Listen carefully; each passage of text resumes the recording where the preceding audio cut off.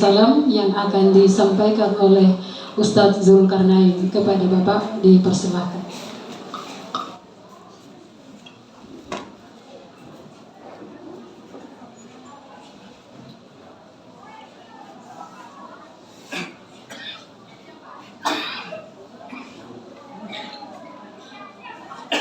Bismillahirrahmanirrahim. Yang saya hormati Kepala Madrasah Sanawiyah Negeri Pulau Taliabu, yang saya hormati Ketua Pemuda Ansar Kabupaten Pulau Taliabu, yang saya hormati Babin Kamtibmas Kecamatan Taliabu Barat, yang saya hormati Pak Imam Masjid Nurul Yakin dan seluruh hakim syara yang sempat hadir di tempat ini, para tokoh masyarakat, para dewan guru yang sempat hadir, semuanya semoga Allah merahmati kita semua. Assalamualaikum warahmatullahi wabarakatuh.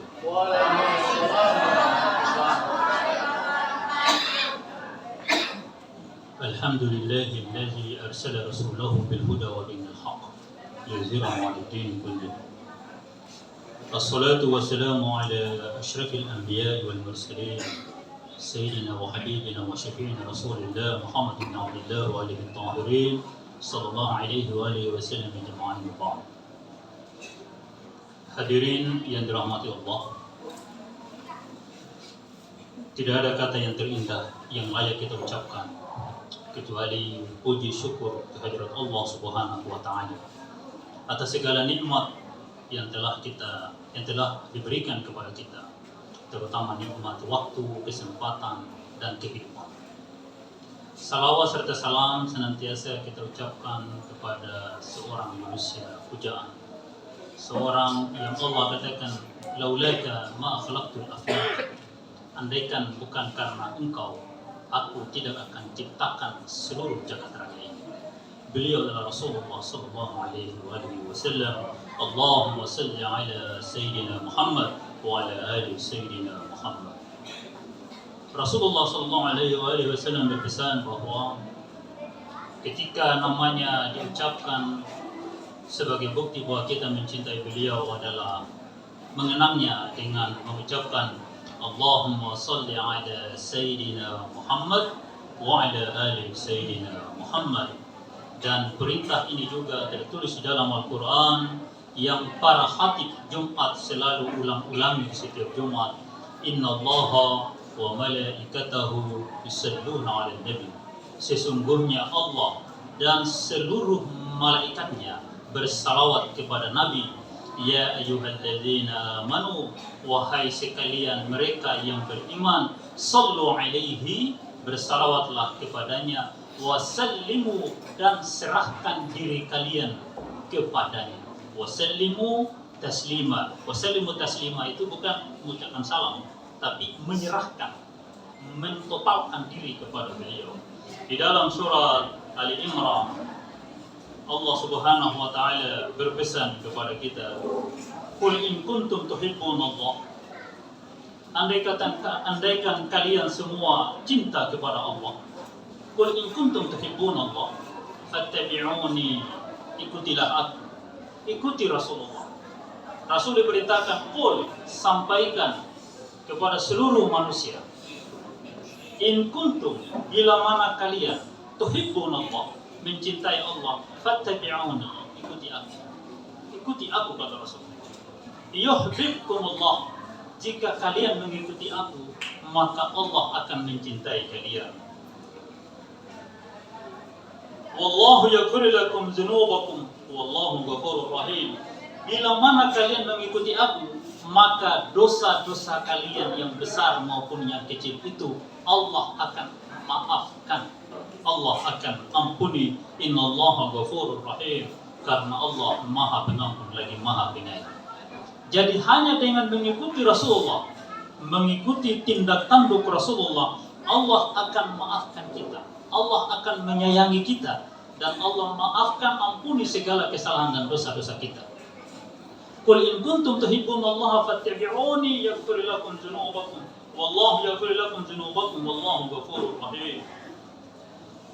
Qul ati'u Allah wa Rasul. Katakan kepada semua manusia, ati'u Allah, ikutilah Allah, wa Rasul, dan ikuti Rasul. Fa in tawallaw fa inna Allah la yuhibbul kafirin. Bila mana kalian tidak mengikuti Rasul, bila mana kalian berpaling dari Rasul, wallah fa inna Allah la yuhibbul kafirin. Sesungguhnya Allah tidak menyukai orang-orang yang kafir.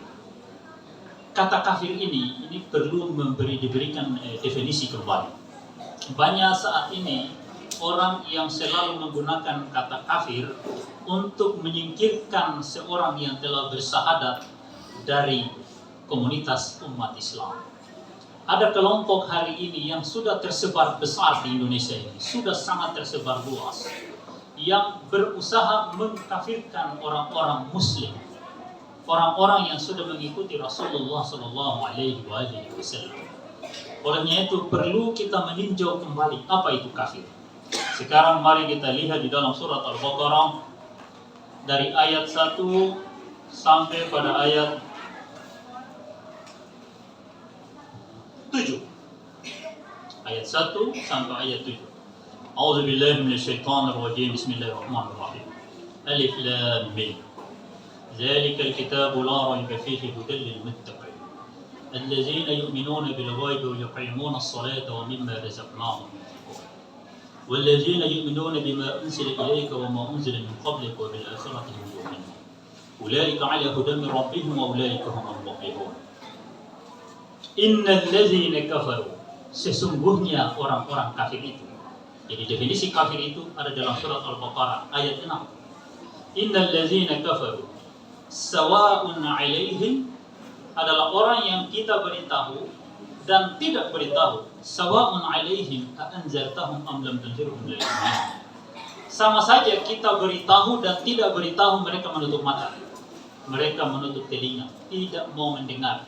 Orang yang menutup segala informasi, orang yang tertutup, tidak mau menerima pendapat orang lain, orang yang tidak mau bertoleransi, orang yang tidak mau hidup dalam kebinekaan dan keragaman, orang yang tidak mau saling menyayangi kepada sesama manusia yang jelas-jelas diciptakan Tuhan dalam keadaan beragam. Itu yang disebut dengan kafir. Akan tetapi keberadaan manusia yang beragam itu, keberadaan manusia yang bersuku-suku dan berbangsa-bangsa, Inna khalaqnakum min zakarin wa unsa, kata Allah. Sesungguhnya kami telah menciptakan kalian dalam sebuah sistem min zakarin wa unsa, dalam sistem yang beragam, terdiri dari zakar, unsa. Zakar artinya laki-laki, unsa artinya perempuan. Wa qaba'ila, dan berbangsa-bangsa. Wa su'uba wa qaba'ila lita'arafu, keragaman berbangsa, bersuku-suku, itu tujuannya untuk saling mengenal. Karena tanpa keragaman kita tidak akan mengenal sesuatu. Keragaman itu adalah merupakan keniscayaan, bagian dari kewajiban sunnatullah. Kita tidak bisa membedakan antara karpet ini dan karpet yang ini kalau tidak berbeda. Kita tidak akan bisa membedakan wajah bila mana tidak berbeda. Kita tidak bisa membedakan huruf bila mana huruf itu tidak berbeda. Coba andai kata huruf itu semua sama, berbentuk huruf I, maka apa yang bisa dibaca? Tidak bisa. Kita bisa membaca sesuatu karena bentuk-bentuk huruf itu berbeda-beda. Totalitas jagat raya ini Allah desain dalam keberagaman. Maka keberagaman itu merupakan sebuah keniscayaan dan toleransi adalah sebuah kewajiban. Makanya jika ada sekelompok umat Islam, sekelompok kajian, sekelompok organisasi yang mencaci maki keragaman itu, maka dia telah melanggar sunnatullah. Dia telah melanggar qudrat ilahi. Khatamallahu ala qulubihim wa ala samihim. Kelompok seperti itu Allah tutup hati mereka dan pendengaran mereka. Wa ala basarihim, dan penglihatan mereka. Bisyawatun wa lahum azabun azim, dan mereka akan mendapatkan azab yang pedih. Allah melaknat orang-orang yang menutup diri dari segala informasi lalu kemudian mencaci maki keragaman. Olehnya itu founding father bangsa ini, alhamdulillah, mereka adalah orang-orang jenius, orang-orang yang sangat cerdas, yang penuh dengan kemanusiaan, membentuk sebuah desain dasar negara berbentuk lima mabadiul khamsa, 4 Pancasila, dan salah satu di dalamnya adalah kemanusiaan yang adil dan beradab. Berkemanusiaan yang adil dan beradab, itulah inti dari moral, itulah akhlak, itulah misi kerasulan, itulah ajaran para anbiya. Seluruh para nabi itu bisa dirangkum dalam format akhlak yang disebut dengan 5 Pancasila. Ketuhanan, kemanusiaan yang adil dan beradab, persatuan, kerakyatan yang dipimpin oleh hikmat kebijaksanaan dalam permusyawaratan perwakilan, keadilan sosial bagi seluruh rakyat. Ada 2 kata keadilan di dalam Pancasila yang merupakan perintah Al-Quran, i'dilu huwa aqrabu littaqwa.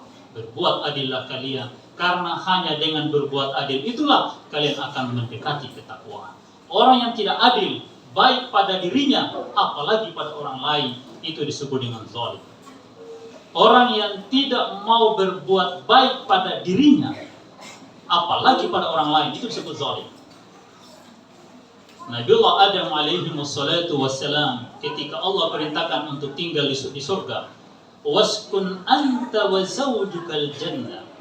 Wahai Adam, kamu silakan tinggal di surga itu dengan istrimu, wa kula minha, kamu makan semua yang kau suka di dalam surga itu. Haitsu syi'tum wa kula minha ragadan haitsu syi'tum wa la taqrabu hadhihi asy-syajarah. Tapi kamu jangan coba-coba dekat pohon yang satu ini. Jangan dekat-dekat. Allah tidak katakan jangan makan buah khuldi, jangan makan buah pohonnya. Dia bilang jangan dekat. Jangan dekat. La taqrabu hadhihi. Kamu 2 jangan dekat-dekat. La taqrabu. Kamu 2 jangan dekat-dekat pohon ini. La taqrabu hadhihi syajarata fatakuna minaz zalimin. Kalau kamu dekat saja, kamu saja cap orang zalim. Nabi Adam pun pernah dicap sebagai orang yang zalim, bukan karena berdosa, bukan karena melanggar, tapi hanya karena mendekati pohon. Adakah dosa mendekati pohon? Tidak ada. Itu hanya berlaku pada pribadi Nabiullah Adam alaihi wassalam, karena dia seorang nabi. Para nabi memiliki hukum yang berbeda dengan masyarakat umum. Nabiullah Yunus alaihi wassalam tidak pernah melakukan pelanggaran. Apa kesalahan Nabi Yunus? Ketika Allah perintahkan Nabi Yunus untuk mengajak kaumnya ke jalan ilahi, mengajak kaumnya ke jalan ketakwaan, mengajak kaumnya ke jalan kebenaran.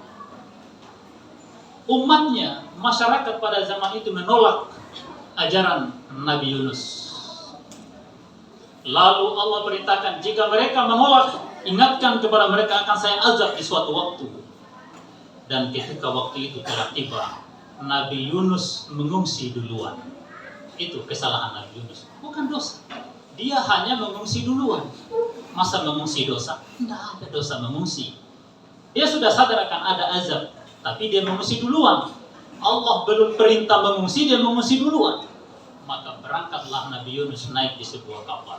Di tengah lautan datanglah azab itu. Yang tujuan azab itu untuk menghantam pengikut Nabi Yunus, menghantam desa Nabi Yunus. Ternyata ketika azab itu datang, masyarakat di desa itu ramai-ramai bertobat kepada Allah. Nabi Yunus sudah kabur duluan. Akhirnya azab tadi bukan menghantam masyarakat, tapi kejar Nabi Yunus. Mengapa? Karena dia mengungsi duluan, belum ada perintah. Melakukan sesuatu tanpa perintah. Nabi, para anbiya itu bergerak berdasarkan perintah, bukan berdasarkan inisiatif. Makanya Rasulullah itu adalah wa ma yantiqu 'anil hawa in huwa illa wahyu yuha. Nabi Yunus pergi, dan ketika Nabi Yunus dihantam oleh badai di atas kapal itu, dia lakukan undian. Juragan mengatakan bahwa ini ada masalah dan pasti ada oknum di atas kapal ini yang berbuat dosa, yang berbuat zalim pada dirinya sendiri. Maka diadakan undian 3 kali, yang keluar namanya Nabi Yunus 3 kali berturut-turut. Maka nakoda mengatakan, Tuhan saya mohon maaf, terpaksa Tuhan saya persilakan turun di laut. Mohon maaf Tuhan saya persilakan dengan hormat, silakan terjun di laut. Nabi Yunus dengan besar hati lompat ke laut. Ketika mendekati permukaan laut, ikan menangkap dia, ikan hiu besar. Mungkin ikan paus ya, karena yang sekarang ikan paus yang besar-besar. Ditelanlah Nabi Yunus itu. selama 40 hari 40 malam. Apa yang diucapkan Nabi Yunus sehingga dia selamat tanpa makan, tanpa minum? La ilaha illa anta subhanaka inni kuntu minaz zalimin. Itu yang diulang-ulang Nabi Yunus. La ilaha illa anta subhanaka inni kuntu minaz zalimin. Tidak ada Tuhan kecuali Engkau, Maha suci Engkau, sesungguhnya aku ini termasuk orang yang zalim. Begitu pula Nabi Adam, fatakuna minaz zalimin, kalau kamu dekati pohon ini.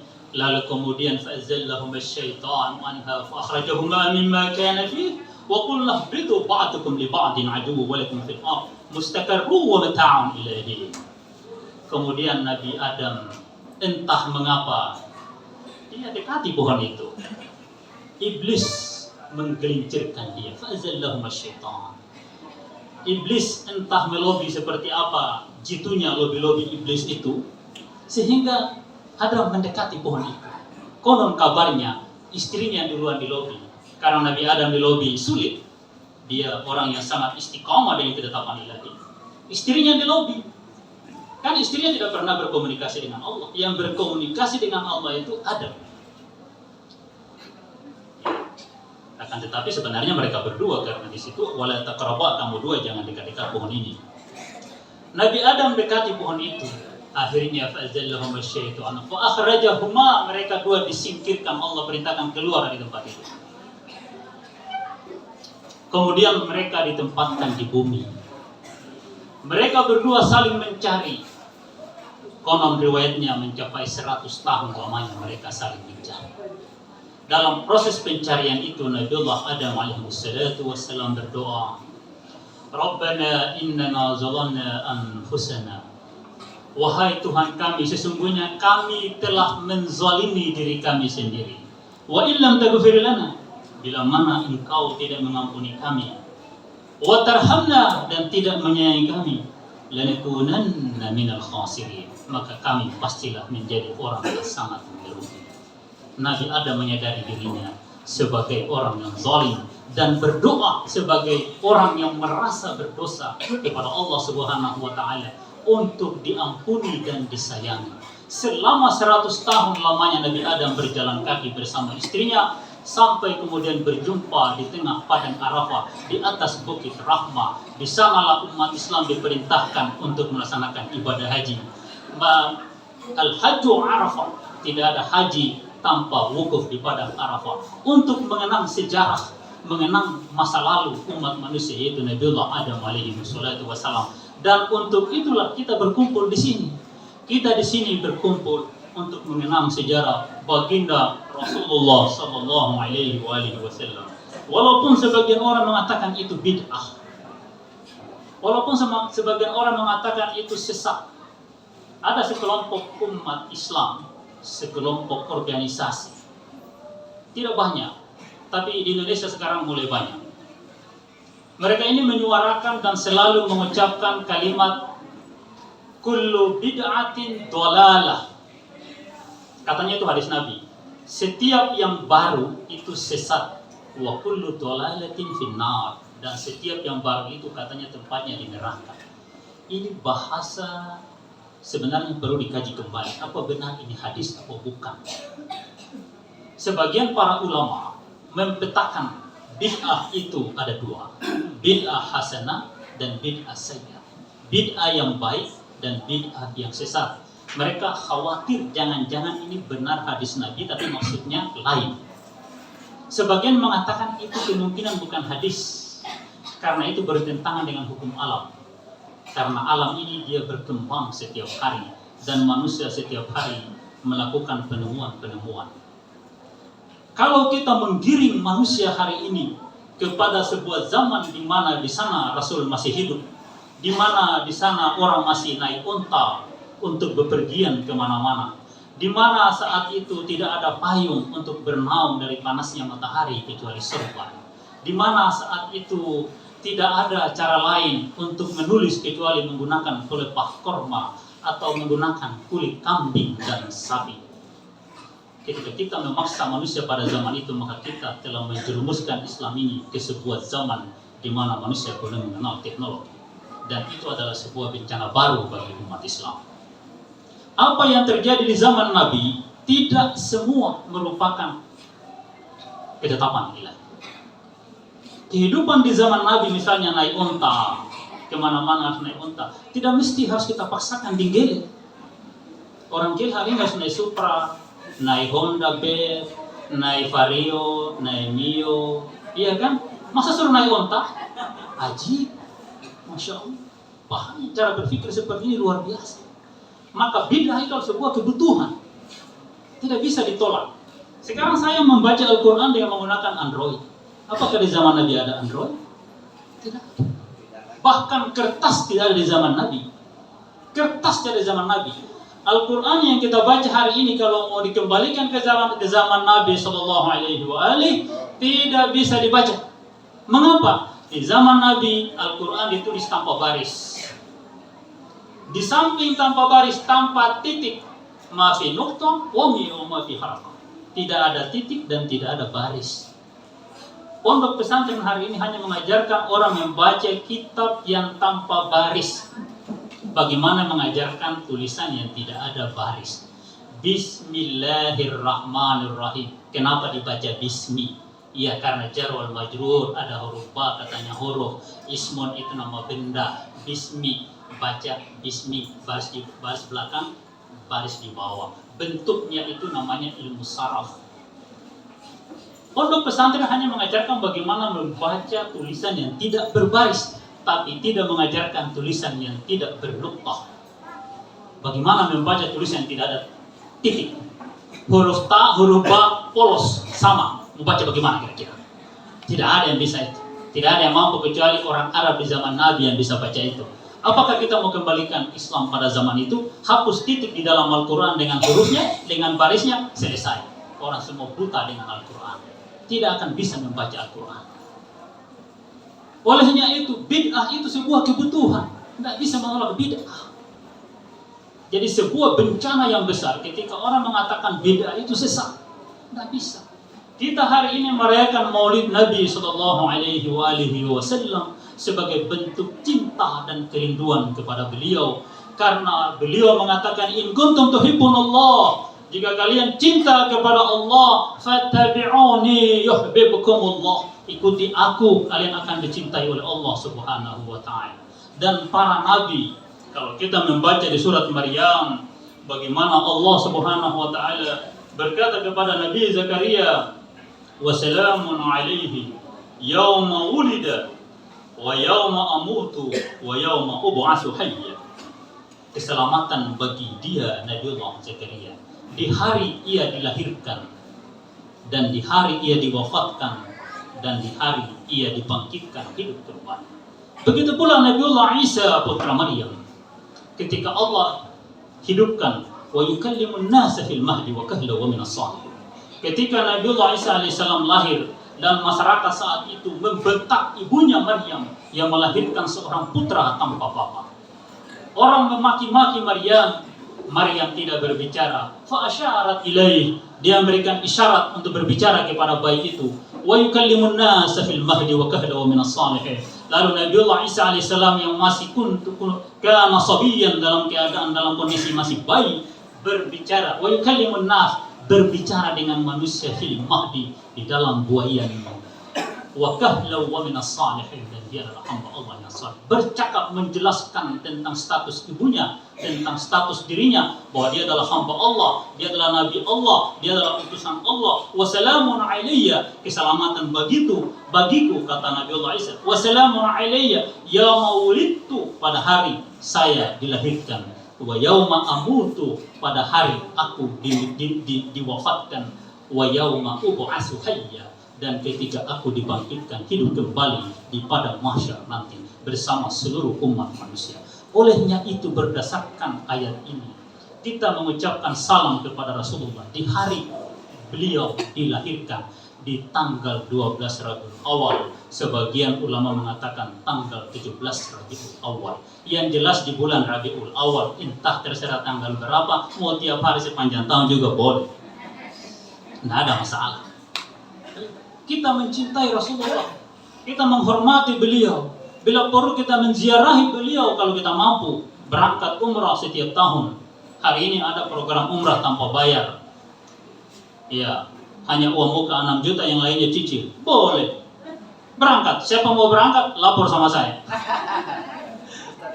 Iya. Cicil maksudnya, bercicil. Nah, seperti itu. Jadi menziarahi Rasulullah, menziarahi kubur orang tua kita, itu bagian dari kewajiban. Wabarran biwalidati, bagian dari kewajiban dikatakan Nabiullah Isa berbakti kepada kedua orang tua kita. Mencintai orang tua kita, mencintai para nabi, mencintai guru-guru kita, bukan nanti di saat mereka masih hidup, tapi lebih wajib lagi ketika mereka telah wafat. Ketika mereka telah wafat, kita diperintahkan untuk mendoakan mereka, membacakan doa, baik kepada Rasulullah maupun kepada orang tua kita maupun kepada guru-guru kita. Itu bagian dari akhlak yang Rasulullah perintahkan. Di sini ada tema menjadi remaja dan pemuda dengan meneladani akhlak Nabiullah Muhammad sallallahu alaihi wasallam.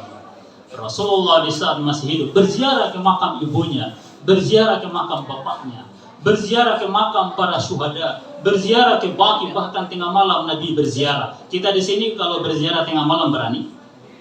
Coba siapa yang berani pergi tengah malam di Jilid 1? Tidak ada. Rasul ziarah malam-malam sendirian. Rasul berziarah. Sebelum Rasul meninggal, dia ziarah dulu ke Baqi, pergi salaman sama orang-orang di Baqi bahwa saya tidak akan lama lagi datang menjumpai kalian. Beliau berziarah. Kenapa hari ini ada yang mengharamkan ziarah? Kubur katanya tidak boleh pakai batu nisan yang ada nama. Loh, kalau tiada namanya bagaimana kita kenal namanya?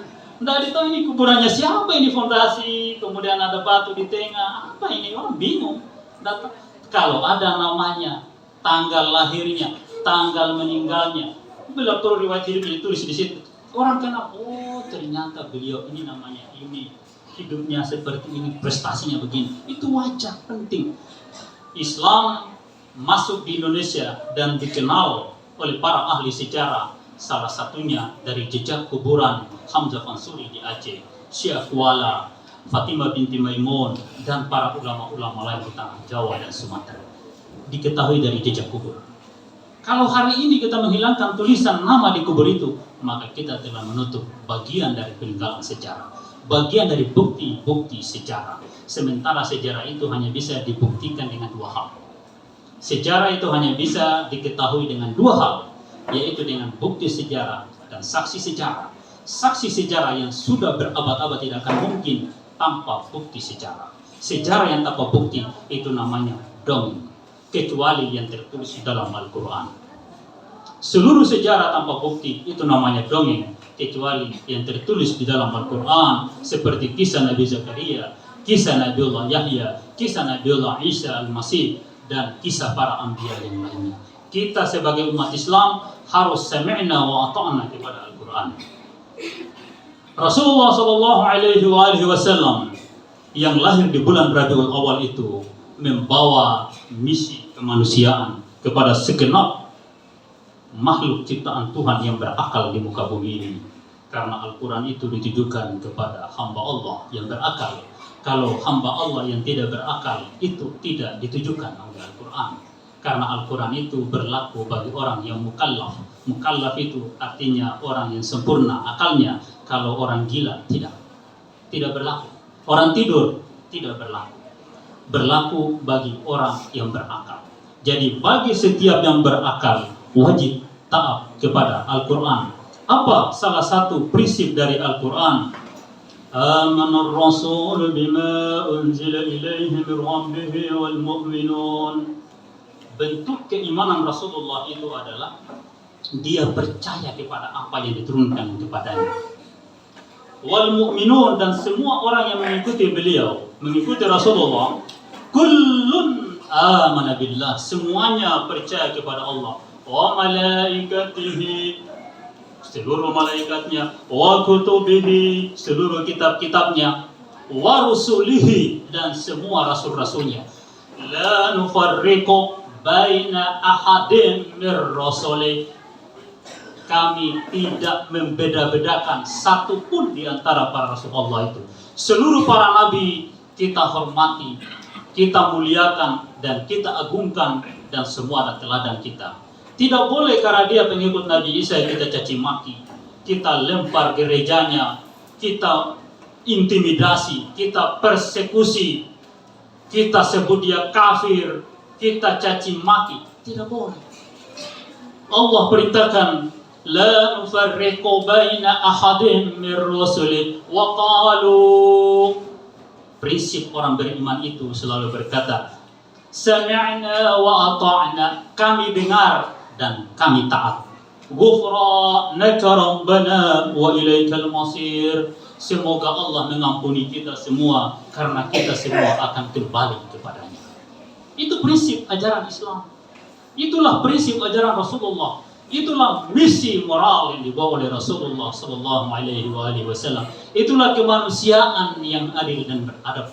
Itulah persatuan Indonesia, bahkan Islam mengajarkan persatuan totalitas jagat raya ini. Totalitas ciptaan Tuhan. Seluruh ciptaan Tuhan harus disayangi. Bahkan kepada kucing yang mengambil ikan kita. Kita ini biasa juga ya, termasuk saya juga dulu pernah itu. Kalau ada ikan datang di rumah, ambil ikan goreng baru lari, saya lempar itu kucing. Ya kan? Kalau ada itu kucing datang loncat di meja, dia ambil ikan, padahal cuma satu itu. Kucing, kalau dia mengambil sesuatu, palingan satu potong ikan. Tapi kalau manusia korupsi, bila perlu APBN habis untuk dia semua. Ya, tapi begitulah. Ya. Jadi kita diperintahkan untuk mencintai seluruh ciptaan Tuhan, bukan cuma manusia. La nufarriqu baina ahadin min rusuli. Seluruh ajaran para nabi itu, seluruh kitab-kitabnya para nabi itu, tidak perlu kita pertanyakan kitabmu asli apa tidak. Iya kan? Kita wajib menghormatinya. Karena keragaman itu bagian dari sesuatu yang alami. Itu bagian dari keniscayaan sejarah. Itu bagian dari bentuk ciptaan Tuhan. Semuanya beragam. Kalau ada yang mengatakan berubah, semua berubah. Tidak ada yang tidak berubah. Termasuk Islam berubah. Kecuali Al-Quran. Itu semua para ulama sepakat tidak berubah. Akan tetapi hadis Nabi banyak yang dirubah. Ketika terjadi revolusi Bani Saud di Saudi, untung pada saat itu kita punya Ki Haji Hashim Asy'ari, pendiri Nahdlatul Ulama. Beliau masih sekolah di sana. Revolusi terjadi itu Ki Haji Hashim Asy'ari ada di Saudi. Beliau segera mengamankan kitab-kitab hadis Sahih Bukhari, Muslim, Nasai, Ibnu Majah, Tirmizi, Ahmad, Baihaqi, dan kitab-kitab mu'tabarah itu, kitab-kitab yang besar yang dirujukan umat hari ini, itu beliau amankan dan bawa lari ke Indonesia. Kalau tidak, kita tidak akan dapatkan lagi hadis-hadis tentang ziarah kubur. Karena sekarang sudah tidak ada hadis itu di Sahih Bukhari. Sudah dihapus. Jadi kalau ada yang bilang, oh cek di hadis, cek di hadis. Apanya mau dicek? Tidak ada, nggak langsung hapus. Habis nggak hapus, baru masuk cek. Tidak ada. Hadis itu ada di kitab hadis yang disimpan oleh Ki Haji Hashim Asy'ari dan yang diamankan di negara-negara yang tidak menganut paham Wahabi. Hari ini Wahabi punya misi untuk menghancurkan negara-negara Muslim, harus mengikuti mereka punya paham. Penelitian seorang ulama muda, cendekiawan muda Nahdlatul Ulama yang pernah menyelesaikan studi di Amerika, beliau alumni pondok pesantren di Madura, salah satu cucu kiai di Madura, dan beliau menyelesaikan S1, S2, mungkin sampai S3 di Amerika. Pada saat terjadi penyerangan gedung World Trade Center dan Pentagon oleh teroris, beliau masih ada di Amerika. Kemudian beliau termotivasi untuk melakukan penelitian tentang gerakan terorisme internasional, dan ternyata ditemukan bahwa seluruh teroris yang ditangkap oleh Densus 88 termasuk di berbagai belahan dunia, semua berpaham Salafi Wahabi 100%, dan beliau bertanggung jawab atas ucapan itu. Seluruh gerakan terorisme internasional, pemboman, penyerangan berdarah, bersenjata, dan gerakan-gerakan bersenjata melawan kekuasaan, melawan pemerintah, seluruhnya berpaham Wahabi Salafi. Menurut Gus Islah Bahrawi, silakan cek di channel YouTube Kaki Gabus. Sekarang bisa tulis Kaki Gabus Islah Bahrawi. Banyak channel YouTube-nya, salah satunya itu. Channel YouTube bernama Kaki Gabus. Hari ini mereka berusaha untuk menguasai negara ini. Dan di momen Pilpres 2024 ini perlu diwaspadai. Ada sebuah gerakan sistematis yang mendukung salah satu kandidat capres untuk maju di 2024, dan kalau mereka berhasil maka wassalam, selesailah kita. Kira-kira kita berdoa lah, mudah-mudahan kuburan di sana masih ada. Kita berdoa lah masih bisa tahlilan kita, masih bisa kumpul di hari duka.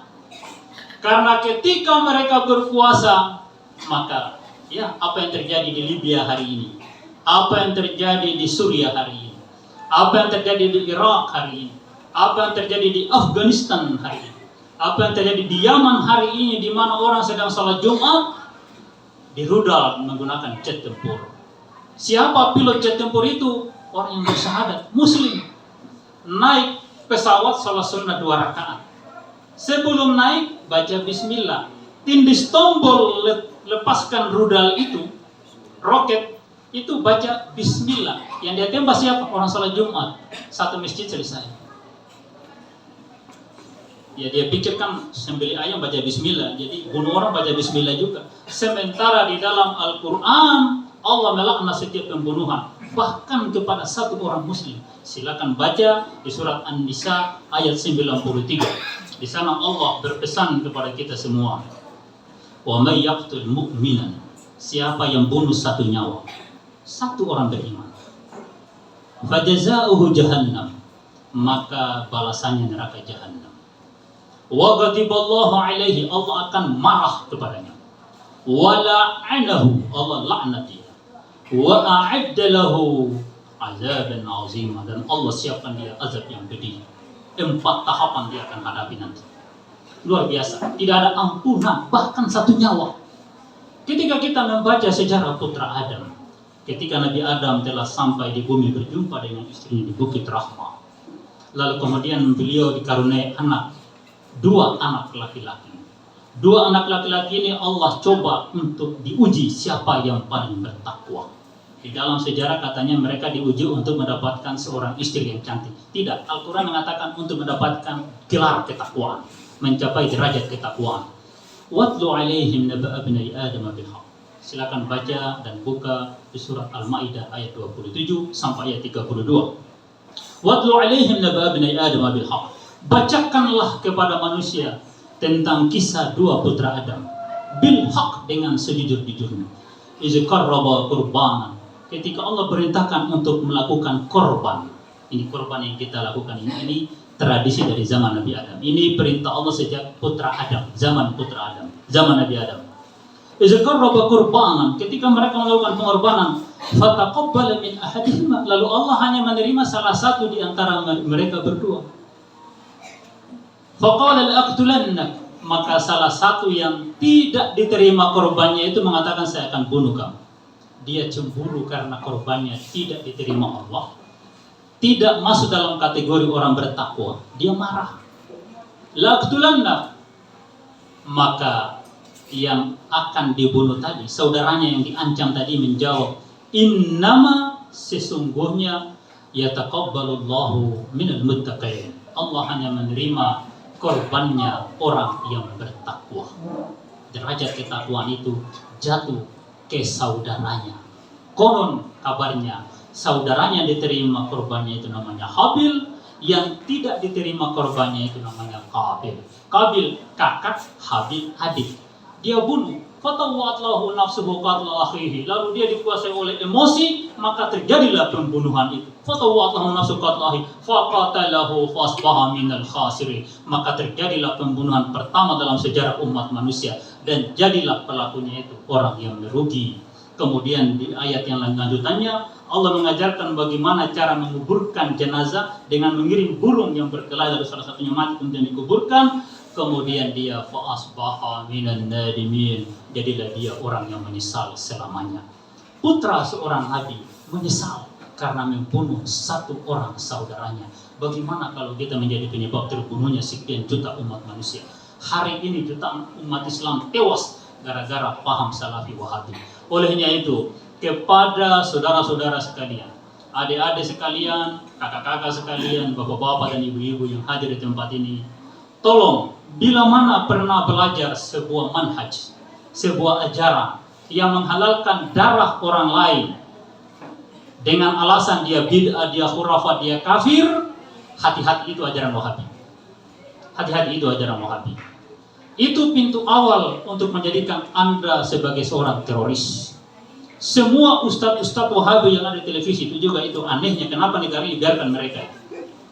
Banyak sekali ustadz-ustadz di televisi, di YouTube itu, silakan buka di YouTube itu, banyak sekali mereka itu yang bicara bid'ah. Itu sandinya, itu kata sandinya, ingat ya. Ciri-ciri Wahabi itu suka mengatakan bid'ah.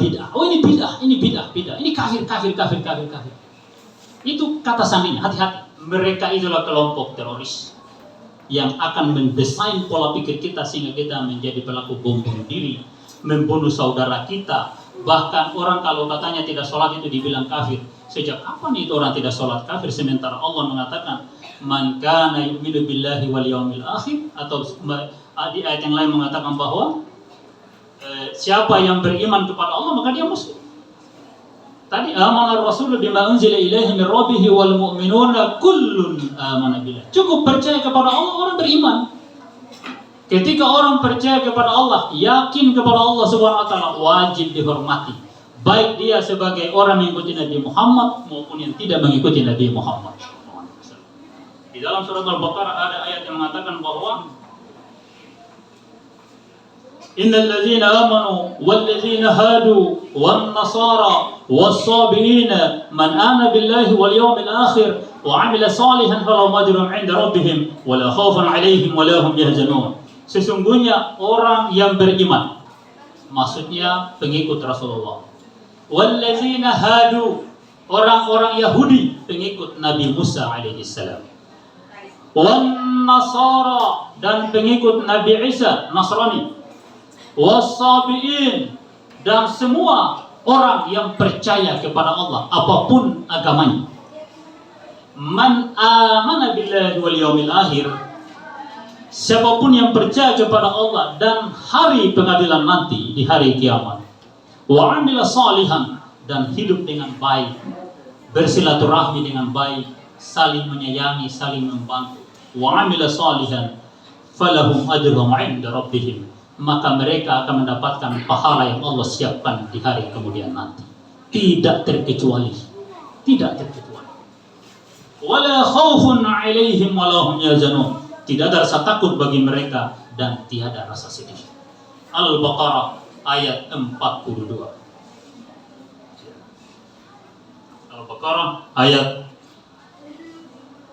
62. Maaf, mata ini sudah mulai hilang-hilang. 62. Bisa dicek. Ini kata Allah dalam Al-Quran, bukan saya karang-karang. Dicek surat Al-Baqarah ayat 62.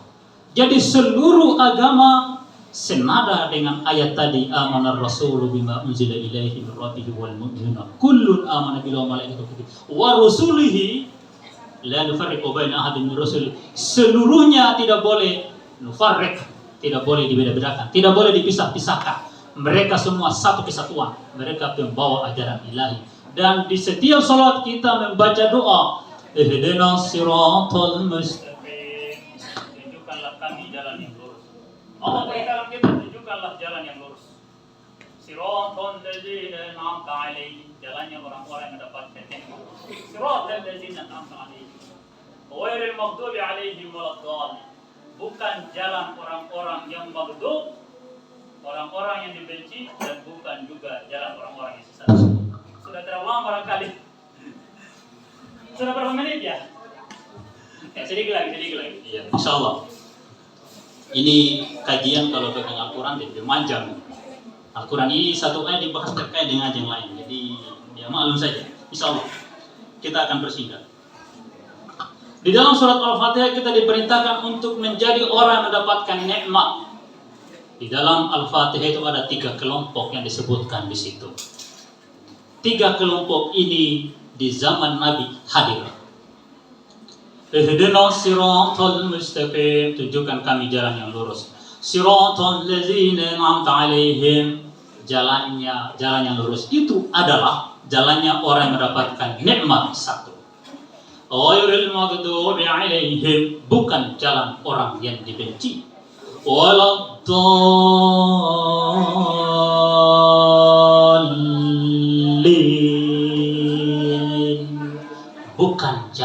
orang yang tersesat. Siapa 3 kelompok? Di zaman Nabi ada 3 kelompok. Ada 3 kelompok di zaman Nabi. Ketika Allah perintahkan qul in kuntum tuhibbunallaha fattabi'uni yuhibbukumullah yaghfir lakum dzunubakum wallahu ghafurur rahim. 3 manusia, 3 kelompok manusia. Umat manusia pada zaman itu berada pada 3 kelompok, 3 sikap. Ada yang menyikapi Nabi dengan ketaatan, fattabi'uhu, mengikutinya, yaitu orang yang beriman. Kata lainnya orang Islam. Orang Islam derajat tertingginya orang beriman, orang bertakwa. Kelompok 1. Kelompok 2, orang munafikun. Orang munafik mengaku Islam tapi dia bukan muslim. Di dalam surat Al-Munafikun ayat 1, idza ja'akal munafiqun, ketika orang munafik itu datang kepadamu, qalu, mereka berkata, nashhadu innaka la rasulullah, kami bersaksi bahwa sesungguhnya engkau itu benar-benar Rasul Allah. Orang munafik itu mempertegas prinsipnya bahwa dia bersaksi kepada Rasulullah. Wallahu yashhadu innal munafiqina lakazibun. Surat Al-Munafikun ayat 1, Allah bersaksi bahwa orang munafik itu berdusta. Kelompok kedua.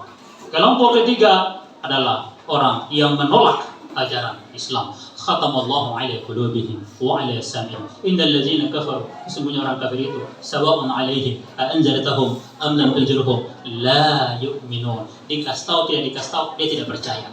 Itu namanya orang kafir. Ada 3 kelompok itu hidup bersama Nabi dari Mekah sampai di Madinah.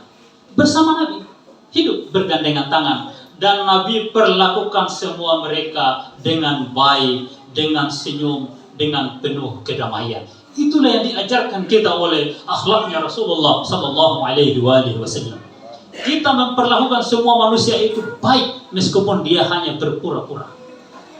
Sahabat kita banyak yang mengail di air yang keruh, banyak yang pura-pura berteman tapi terkadang menginginkan sesuatu pada diri kita.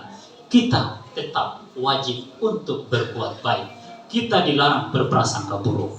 Rasul memperlakukan seluruh sahabatnya sama, semua sama, sehingga kita tidak mengenal mana orang yang munafik itu. Ketahuan bahwa mereka itu munafik nanti Rasul sudah meninggal. Ketika Rasul meninggal, luar biasa mereka baku bunuh minta ampun. Baku bunuh.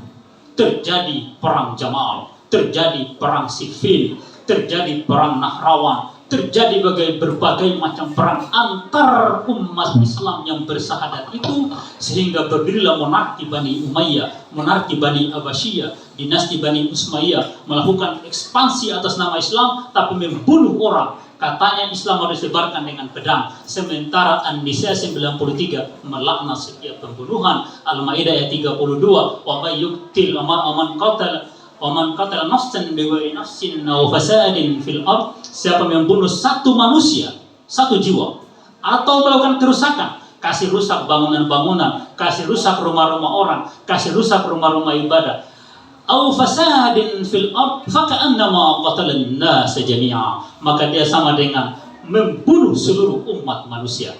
Jadi semua tindakan pemboman rumah ibadah, apakah itu gereja, apakah itu pura, apa itu wihara, apalagi masjid, itu tidak boleh. Sangat tidak dibenarkan dalam ajaran Islam. Sangat tidak dibenarkan dalam ajaran Islam. Seluruh keragaman itu harus dihormati. Ketika Umar bin Khattab memasuki Palestina, beliau datang sendirian ke sana atas undangan gubernur Palestina pada zaman itu. Setiba di sana, beliau mengadakan perjanjian dengan gubernur Palestina untuk penyerahan kota Palestina ke Umar bin Khattab. Seluruh gereja yang ada di Palestina hari itu diamankan oleh Umar bin Khattab. Tidak satupun yang dirusak. Begitu pula ketika mereka menaklukkan Persia. Begitu pula ketika mereka melakukan ekspansi ke Bizantium yang hari ini namanya Turki, dulu namanya Konstantinopel. Di sana ada gedung gereja yang sangat besar namanya Hagia Sophia. Gedung berkubah yang sangat mewah, yang kemudian kubah itu menjadi kubah masjid di seluruh dunia. Kuba, masjid seluruh dunia ini adalah milik gereja Hagia Sophia yang ada di Turki. Sampai hari ini bangunan masih ada. Bangunan itu sudah ada sekitar 400 tahun sebelum zaman Rasulullah. Hagia Sophia. Masjid Nabawi hari ini pakai Kuba. Masjidil Haram pakai Kuba. Seluruh masjid dunia termasuk Masjid Nurul Yakin menggunakan Kuba. Kuba itu menggunakan Kuba milik Hagia Sophia. Itulah moyangnya Kuba di dunia. Hagia Sophia. Tapi karena itu adalah keindahan, itu adalah hasil karya umat manusia yang sangat luar biasa. Umat Islam ambil sebagai bentuk bangunan masjid karena keindahan itu. Mereka tidak mengatakan bid'ah dan mereka tidak merusak bangunan Hagia Sophia. Bahkan Hagia Sophia itu sempat menjadi masjid. Lalu kemudian di zaman Atatürk dirubah menjadi museum. Lalu kemudian di zaman hari ini pemerintahan Turki Tayyip Erdogan itu merubahnya kembali menjadi masjid. Di dalam Kuba itu masih ada gambar Yesus Kristus, masih ada gambar salib. Di samping juga ada tulisan Allah Muhammad di dalam bangunan itu. Sampai hari ini masih ada. Itu bangunan sudah berdiri sekitar 400 tahun sebelum zaman Nabi. Kira-kira bangunan apa yang seindah itu pada zaman itu yang ada? Kecuali Hagia Sophia. Sampai hari ini masih ada dan masjid seluruh dunia menggunakan bentuk bangunan itu. Jadi hilangkanlah cara berpikir bid'ah dhalalah itu. Karena itu membunuh kreativitas berpikir umat manusia. Islam hadir sebagai rahmatan lil alamin. Rahmat bagi totalitas jagat raya ini. Seluruh produk teknologi itu adalah bid'ah. Tapi kita membutuhkan bid'ah itu untuk kehidupan kita sehari-hari. Kita butuh motor, kita butuh handphone, kita butuh mic. Coba kalau tidak ada mic, kita bisa. Bisu, orang di belakang tidak dengar, orang di tempat di jauh tidak bisa dengar. Ini bid'ah, ini produk bid'ah. Bid'ah adalah produk teknologi. Bid'ah adalah produk hasil pemikiran umat manusia. Bid'ah adalah keniscayaan sejarah yang harus kita nikmati, bukan kita singkirkan. Seperti itu. Ada lagi yang mengatakan bahwa itu produk Cina. Produk Cina itu komunis haram. Hari ini silakan buka channel YouTube Asumsi. Channel YouTube Asumsi. Kita hari ini referensi kitab, saya sebutkan nama kitabnya percuma. Kita tidak punya kitab itu, kita juga tidak punya perpustakaan. Tapi kalau handphone semua ada, tinggal beli kuota, ketik Asumsi. Dengarkan di situ ada seorang santri dari Pondok Pesantren Nurul Jadin di Desa Paiton, Probolinggo, Jawa Timur yang melaksanakan program pembelajaran bahasa Mandarin. Santrinya alumni Nurul Jadin itu dikirim belajar di Tiongkok. Ada seorang santri yang bernama Novi Basuki. Beliau 10 tahun tinggal di Tiongkok dan sekarang bergelar doktor. Telah kembali ke Indonesia. Beliau mengatakan bahwa justru peradaban Cina, teknologi Cina, dan perkembangan umat Islam di Cina justru dipicu oleh keberadaan PKC, Partai Komunis Cina. Umat Islam berkembang pesat di Cina itu justru karena Partai Komunis. Seluruh imam masjid di Cina itu berhaluan komunis dan beranggotakan Partai Komunis. Mereka memegang kartu anggota Partai Komunis. Ada 50 suku di Cina, 10 suku itu adalah umat Islam. Dan 50 suku itu 40-nya non-muslim. Yang non-muslim itu disuruh KB, hanya boleh memiliki 1 orang anak. Tetapi yang 10 suku yang muslim tidak boleh KB, silakan bikin anak banyak-banyak. Itu ajaran komunis di Cina. Sekarang kita caci maki komunis. Oh, komunis menyerang Indonesia, banyak investasi Cina di Indonesia. Usir. Kalau kita usir Cina dari Indonesia, maka kita tidak akan punya mesin rumput. Kita tidak akan punya sensor-sensor kecil. Beli alatnya tidak dapat. Piston tidak ada. Bar tidak ada. Rantai sensor tidak ada. Semua produk Cina, bahkan HP hari ini semua milik Cina. Tidak bisa buat telepon, tidak bisa WA, tidak bisa nonton YouTube, selesai. Kita kembali ke zaman ontak. Tidak bisa. Hari ini Cina melakukan ekspansi teknologi luar biasa. Hampir seluruh dunia dikuasai oleh produk Cina. Kenapa? Karena mereka mampu menggunakan sistem ATM. Apa itu ATM? Analisa, amati, tiru, ATM, amati, tiru, dan modifikasi. Amati, tiru, dan modifikasi. Produk mana yang ditiru, diamati, ditiru? Produknya Eropa dan Amerika. Walhasil hari ini mobil mahal yang dibuat oleh Tesla, oleh Elon Musk, mobil listrik, EV, electric vehicle, yang termahal di dunia itu orang Cina bikin dengan harga 100 juta. Mobil yang harga 5 miliar, orang Cina bikin dengan kualitas yang sama, fitur teknologi yang sama, harganya berapa? 100 juta. Boleh pinjam di BRI, beli. Boleh. Hari ini Presiden Joko Widodo menginstruksikan kepada seluruh aparat pemerintahan dari pusat sampai di daerah untuk menggunakan kendaraan listrik. Tidak boleh pakai kendaraan yang pakai bensin, pertalite, dan lain-lain. Yang pakai minyak itu tidak boleh, karena itu menghasilkan polusi udara. Sekarang wajib elektrik, menggunakan listrik. Dan Cina lah orang pertama yang menciptakan kendaraan yang murah dan ramah lingkungan dengan sistem ATM, amati, tiru, modifikasi. Ini yang perlu kita amalkan. Ini ajaran yang penting. Ini ajaran bid'ah, tapi kita harus pakai. Bagaimana kita meniru produk Jepang, motor Supra? Kita bikin motor Supra di sini. Bagaimana caranya? Kalau ada motor Jupiter buatan Jepang, kita bikin motor Jupiter. Kalau Jepang, Cina bikin katinting, kita bikin mesin katinting. Kira-kira mampu atau tidak?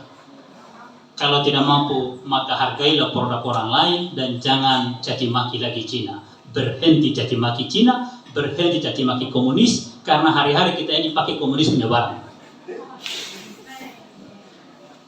Hari-hari orang pakai barang bid'ah. Hari-hari.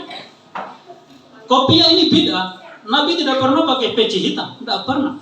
Baju, ini bajunya orang Cina. Ini bajunya orang-orang koko di Cina. Bajunya orang Shaolin. Di zaman Nabi tidak ada baju begini. Ya, apalagi celana panjang. Mungkin Nabi tidak pernah pakai celana panjang. Mungkin pernah pakai baju itu, baju gamis. Wallahu a'lam, kita tidak tahu peristiwa pada saat itu. Kalau semua kita harus menggunakan seperti yang ada di zaman Nabi, ya jangan naik sobut, naik onta. Coba mampu naik onta atau jalan kaki. Bisa, pikir bobong, jalan kaki. Jangan naik motor, beli onta, bawa ke sini. Tidak bisa. Makanya bid'ah itu menjadi keharusan. Bid'ah itu 99% hasanah. Bid'ah sayyah, bid'ah yang tidak dibenarkan itu merubah bentuk salat.